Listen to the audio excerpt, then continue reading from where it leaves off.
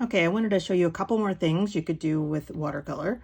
One of the things we're gonna see how it goes is we're gonna try blowing our paint. So first we're gonna try it on a damp paper.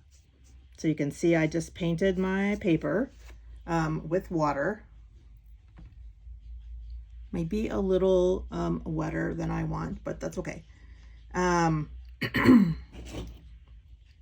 gonna put a big, I don't know, maybe need more water.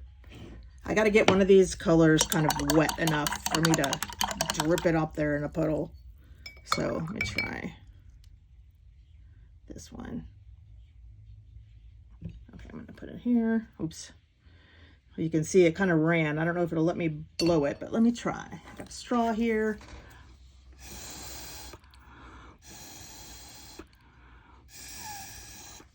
All right, so you can see that makes kind of an interesting visual texture there that you could do on your paper.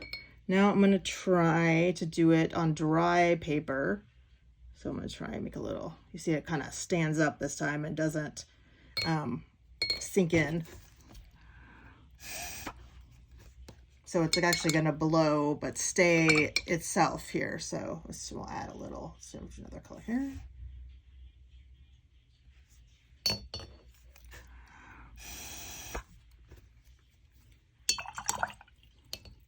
All right, so you can keep going with that. Just remember that if your paint is wet and you add more wet paint,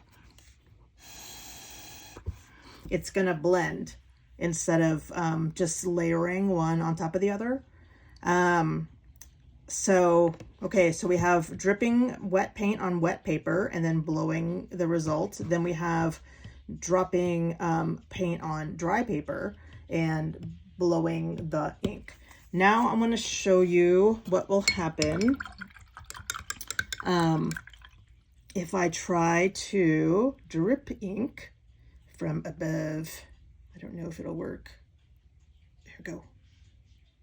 Drip. Oh, I don't think it's going to work.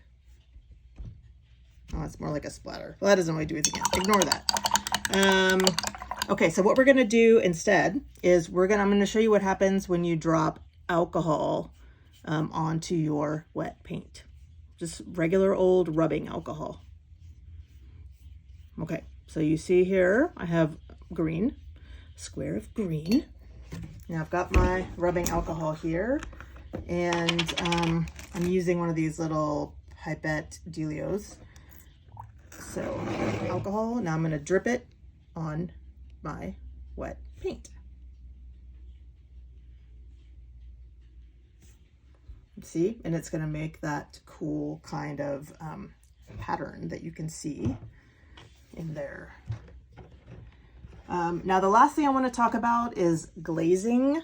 And glazing means that you are going to put a series of layers onto a paper that are see-through. In order to do this, I need my paint to be really thin because I want each layer to be what I would call translucent, which means see-through. So I'm going to sample. Okay, that's probably pretty good. Okay, so you see that I have really faint. So I'm going to have to come back and show you because I'm going to have to let this dry between. But I'll come back and I'll show you what it'll be like when I layer other colors over this. So I'm just going to do that. I'm going to let it dry for now, and I'll update you later. Okay, I'm going to come back and I'm going to show you different things you can use to resist paint in your watercolor painting.